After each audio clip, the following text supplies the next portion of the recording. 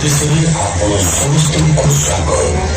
ମୁଁ ମହାନ୍ତି ଜୀବନ ଧାରଣ ଏହି ମାଟିର ରକ୍ଷକ ଏବଂ କଟକର ଅତୁଟ ସାଥୀ।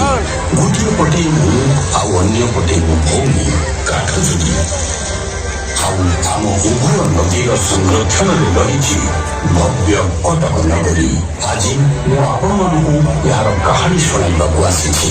ଏକ ଏପରି କାହାଣୀ ଯାହା ସମୟ ସହିତ ପ୍ରବାହିତ ହୋଇଛି, କିନ୍ତୁ ମୋ ମଧ୍ୟରେ ସଦାସର୍ବଦା ସମାହିତ ରହିଛି। ଜଣେ ସାହସୀ ଯୋଦ୍ଧା ରାଜା ମର୍କତ କେଶରୀ ଏହି ଭୂମିକୁ ନିଜର ଦୁର୍ଗ ଭାବରେ ବାଛିଲେ, ଆଉ ଏହାର ନାମ ରଖିଲେ କଟକ।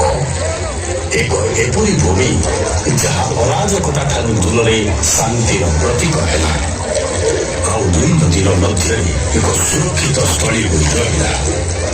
ଅନେକ ଶତାବ୍ଦୀ ବିତିଗଲା, ଆଉ ସମୟ ଆସିଲା ମହାନ ଗଙ୍ଗବଂଶର ରାଜା ଅନଙ୍ଗ ଭୀମଦେବ ତୃତୀୟଙ୍କର।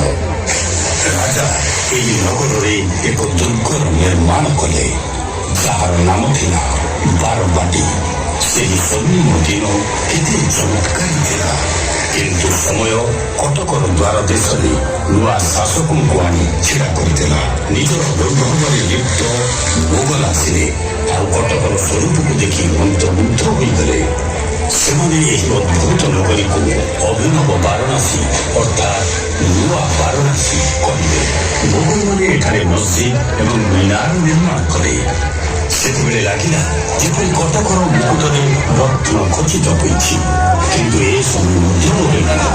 ପୁଣି ମରାଠା ଆସିଲେ। ସେମାନେ ବ୍ୟାପାରୀ ବି ଥିଲେ ଆଉ ଯୋଦ୍ଧା ବି। ସେମାନେ ବ୍ୟବସାୟକୁ ପ୍ରାଧାନ୍ୟ ଦେଲେ।